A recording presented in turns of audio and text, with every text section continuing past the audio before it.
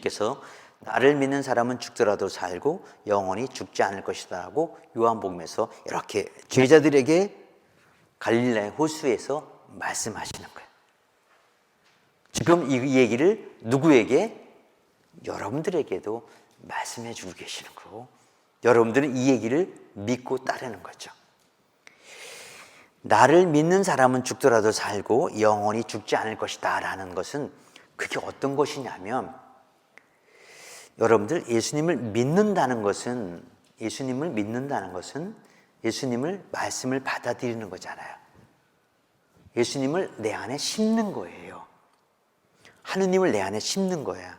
내가 내 안에 심고 내 안에 이렇게 구축하는 거야. 예수님이 내 안에 들어와 있어요. 그렇죠? 내 안에 들어와 있는데 내가 그러면 내 안에 들어오신 예수님은 내가 죽을 때 떠나가셔요, 안 떠나가셔요? 떠나가셔요, 안 떠나가셔요? 안 떠나가죠. 내가 죽더라도 예수님은 어디에 계시는 거예요? 내 안에. 내가 죽더라도 내 안에 계시기 때문에 나는, 내 안에는 누가 있는 거예요? 영원한 생명이신 하느님이 계신 거예요. 그렇다면 내 안에 영원한 생명이신 하느님이 내 안에 계시기 때문에 나는 죽더라도 나의 영혼은 죽는다, 안 죽는다? 안 죽는다. 이게 바로 그 말이에요. 나를 믿는 사람은 죽더라도 살고, 죽더라도 그 안에 하느님이 심겨져 있기 때문에, 있기 때문에 영원히 죽지 않는 거죠. 이것을 생각하면 생각할수록 참 기뻐요. 내가 믿는 그 말 한마디, 내가 믿는다는 그 한마디, 그리고 믿는 것을 실제로 받아들이면 하느님이 내 안에 들어와서 안 나가. 내가 나쁜 짓을 해도 안 나가. 내가 죄를 지어도 안 나가. 그렇지만 내 안에 들어오신 예수님이 내가 죄를 짓고 나쁜 짓을 할 때 예수님은 슬퍼하거나 아파하는 수는 있지만 안 나가고, 내 안에 계신 예수님이 내가 좋은 사람이 될 수 있도록, 착한 사람이 될 수 있도록, 거룩한 사람이 될 수 있도록 내 안에서 계속 작용하시는 거죠. 그렇죠? 여러분들이 잘못했을 때 고해성사 보려고 노력하는 거 여러분들이 하는 것 같지만, 자꾸 누가? 성령께서, 예수님께서 자꾸 야 고백성사 봐, 용기 내서 봐, 예수님 신부님이 뭐라고 안 그래, 그리고 그냥 어금니 깨물고 얘기 안 했지 않아도 돼. 누가 얘기해 주시는 거예요? 하느님, 내 안에 들어와신 하느님께서 말씀해 주시는 거예요. 하느님께서는 당신이 영원한 생명이기 때문에 나도 영원히 살 수 있도록 해주기 위해서 어떻게? 당신이 계속 작용하시는 거예요. 그리고 계속 착한 일을 해, 좋은 일을 해, 네가 칭찬받는 일을 해 라고 하는 것은 내 안에 들어오신 예수님께서 직접 활동하시는 거예요. 활동하시는 것을 이렇게 응원하는 것을 내가 따라만 주면 돼요. 그래서 내 안에 들어와신 예수님은 절대 나의 해코지하지 않고 나에게 좋은 일만 한다. 해코지하는 것이 있어요. 악은 해코지를 하죠. 하느님이 영원한 생명, 영원한 기쁨, 영원한 안식을 누리지 못하도록 해코지하죠. 근데 내 안에서 결국은 이긴다, 승리한다, 패배한다, 승리한다. 왜냐하면 누가 내 안에서 작용하기 때문에 내 안에 심겨져 있는 하느님께서, 그리고 내 안에 심겨져 있는 하느님은 싹이 트고 자라고 꽃이 피고 열매를 맺기를 원해요. 그래서 그 하느님이 자라고 꽃이 피고 열매 맺을 수 있도록 도와주는 거, 여러분들이 성서를 쓰고 읽고 묵상하고 기도하고 하는 거 있죠? 영적 은인으로서 성월 기도 바치고 함께 나누는 거, 그게 바로 하느님을 이렇게 키우고 꽃을 피우고 열매를 맺도록 하는 작업들이에요. 그냥 그것이 힘들지만 그걸 하면 통해서 이렇게 시간이 지나면, 또 우리 묵주기도 할 때도 그렇잖아요. 기쁠 때나 슬플 때나 함께 하다 보면은 나중에 그 뿌듯함은 이루 헤아릴 수 없이 크게 다가오잖아요. 근데 그것들을 함께 나눌 줄 아는, 그것들을 배워나가는 것, 실은 내 안에 심겨져 있는, 내 안에서 구축되어 있는 하느님이 움직이기 시작하는 것이다 라고 생각하면 좋겠어요. 그래서 나를 믿는 사람은 영원히 산다는 말은 내가 하는 것이 아니라 그분이 내 안에서 움직이는 거예요. 그래서 나의 자녀를 한 사람도 잃지 않을 것이다 라고 했잖아요. 당신을 믿는 사람 한 사람도 잃지 않는다는 뜻은 바로 당신이 마지막 회개의 기회를 줄 거라는 뜻이기도 해요. 회개의 기회를, 당신 사람이 될 거를. 그래서 여러분들, 그래서 아무리 큰 우리 신앙인에게는 아무리 큰 죄인이라도 희망은 있다. 아무리 큰 죄인이라도 희망. 왜? 하느님께서 그 안에서 움직이고 있기 때문에. 그리고 아무리 훌륭한 성인이라도 약점은 있다. 지금 여러분 잘하고 있잖아요. 약점은 있어요. 하지만 그 약점을 넘어서 하느님은 정말 거룩한 곳으로 이끌어갈 수 있도록 여러분들에게 힘과 용기와 지혜와 사랑과 열정을, 패션을 주실 겁니다. 여러분 믿습니까? 함께 나누는 여러분이 되기를 바랍니다. 아멘. 그래서 여러분들은 영원한 생명이 주어졌습니까? 그래서 여러분들은 자신 있게 저는 영생을 얻었습니다 라고 얘기해도 돼요. 왜? 여러분들이 얻는 게 작용하는 것이 아니라 하느님이 말씀하기 때문에. 개신교 용어가 아니라 우리 그리스찬의 용어예요.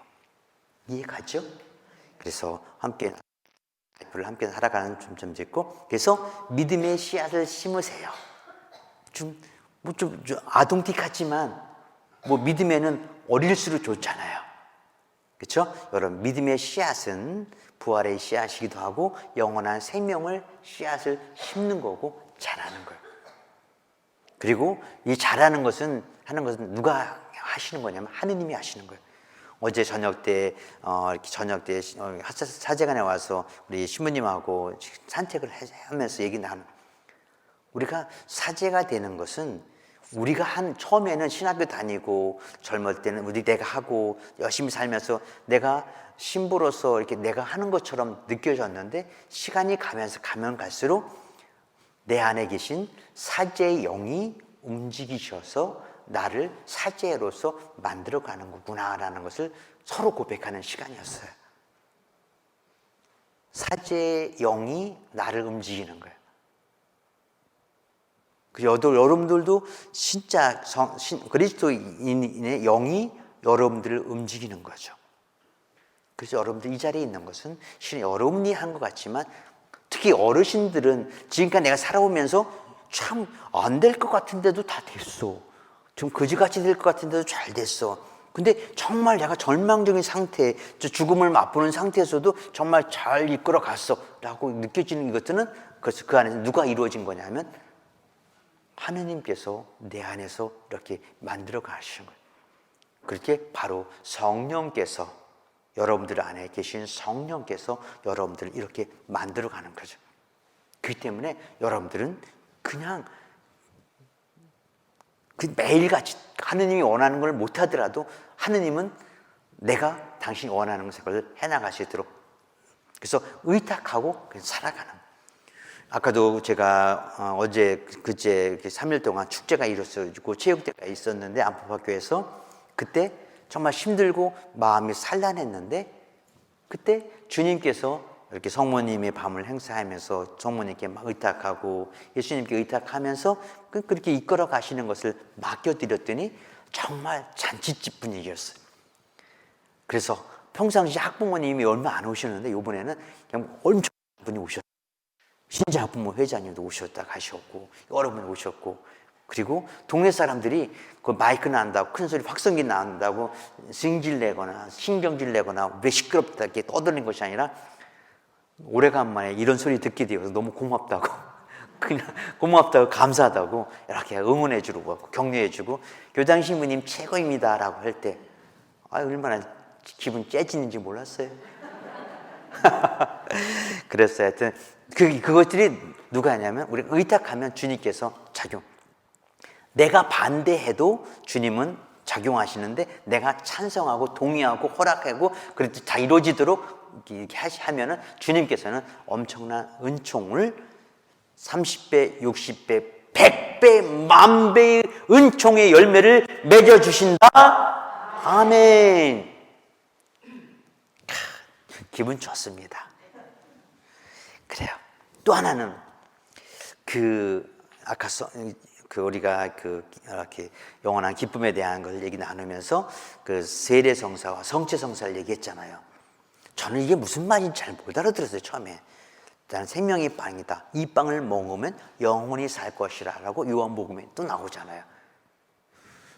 근데 가만히 생각해 보세요. 여러분들 성체성사, 예수님의 몸인 성체를 영하고 나면 내 안에는 누가 내 안에 들어가 있는 거예요?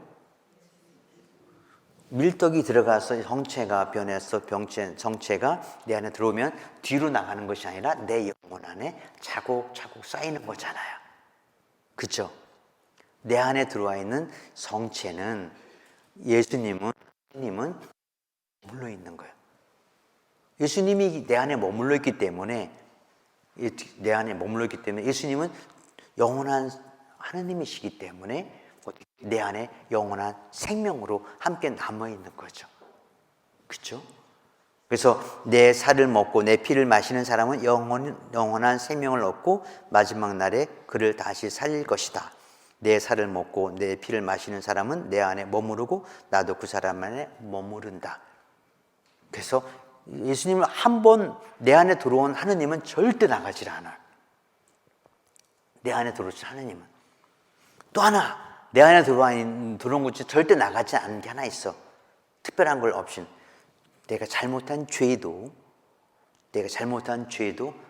한 번 죄 지은 게 고해성사를 받기 전까지는, 세례성사 받기 전까지는 안 나가. 여러분들이 예를 들면 이 유리잔을 어젯밤에 누구네 집에 가서 슬쩍 해왔어. 근데 여러분들이나 제가 이걸 슬쩍 해왔어. 슬쩍 해온 내가 미안해갖고, 잘못해갖고, 이것을 다시 갖다 놨는데, 잘못했으니까 3개를 갖다 놨어. 그러면 3개의 그 유리잔을 갖다 놨을 때, 다른 사람은 뭐라고 얘기했냐면은, 유리잔을 훔친 사람이 3개를 갖다 놨다고. 누군가의 주문해서 100만 원을 가져왔어. 훔친 거잖아요. 그럼 미안해갖고 300만 원을 갖다 놨어. 100만 원 훔친 사람이 갖다 놨다고. 갖다 놓은 게 중요한 게 아니라 앞에 자기 행동이 참 중요해요. 그래서 한 번 잘못한 것과 죄를 지은 것도 안 나가. 그런데 나가는 방법이 있어. 악과 사탄은 누구를 싫어해요? 하느님을 싫어해요. 그리고 하느님께 그것을 고백하는 것은 하느님께 내어놓는 거고, 주님께 내어놓는 거고, 고해소에 내려놓고 가는 거예요. 그렇게 되고 나면은 죄가 없어지죠. 이해가시죠? 그래서 우리가 하느님을 받아들이는 것도 영원히 남고, 죄를 받아들인 다음에 고해성사를 보지 않고 세례성사를 받지 않으면 그 죄는 남아있다. 오케이? 그래서 여러분들은 무슨 성사를 세상을 마치기 전에 꼭 봐야 되면 고해성사, 병자성사를 꼭 받고 하늘나라에 가야 돼요. 꼭 필요해요. 이 죄는 없어지는 게 아니에요. 그대로 남아있어요. 그리고 하느님이 역사하지 않으면 안 되는 거예요. 그것도 그 죄는 예수님의 십자가에서 흘리신 피와 물 통해서만 가능해요. 그것을 꼭 받고 가셔요. 그래서 꼭 받고 가라는 이유 중에 하나는 뭐냐면, 이 세상을 살면서 착한 일도 여러 가지 착한 일도 했지만 잘못한 일도 있잖아요. 잘못한 일을 한 것도 있는데 그거 죄는 남아있어요. 죽더라도. 그런데 내가 죽기 전에 그동안에 지은 죄를 몽땅 용서받았다. 그러면 죽고 난 다음에 죄가 있어요, 없어요? 그럼 죄가 없으면 상 받는 일만 있는 거예요. 그래서 여러분들이 고해성사 죽기 전에는 무슨 성사를 꼭 봐라? 고해성사. 지금 졸더라도 고해성사는 꼭 봐야 돼. 알았죠? 무슨 일이 있어도 고해성사와 병자성사는 꼭 봐야 되면 좋겠고, 마지막에 죽을 때 고해성사와 병자성사를 볼 수 있는 건 뭐냐면 자녀들이 천주교 신자여야 돼. 그래야만 내가 죽을 때 내 자녀가 우리 신부님, 수녀님을 초대하지, 내 자녀가 불교 신자면 스님을 초대할 거예요. 내 자녀가 개신교 신자면 목사님을 초대할 거예요. 그죠? 내 자녀가 신천지라면 신천지 오지도 않을 수도 있고. 그죠? 그리고 여러분이 고해성사와 병자성사를 꼭 받으려면 무슨 교육을 잘 시키냐면 자녀에게 무슨 교육? 신앙교육 시킬 수 없어. 나 죽을 때 고해성사와 병자성사 꼭 받을 수 있게 해달라고 신신당부를 해놔요. 무슨 얘기에 가죠? 이것도 이런 신앙교육이니까. 그래서 여러분들이 병자성사와 고해성사는 반드시 봐야 된다. 오케이? 그래서 이거는 정말 하늘나라 가면서 꼭 필요한 것이만큼 가슴에 써놔야 돼. 그리고 자녀들에게 정말 꼭 전달해갖고 실천할 수 있도록 함께 해주시면 참으로 좋겠습니다. 그래서 이것은 뭐냐면 가서 보석할 것도 없어. 그 다음에 연옥에 갈 필요도 없어요. 죄가 하나도 없는데 뭘 연옥에 가? 그렇잖아요. 그렇게 살았으면 좋겠습니다.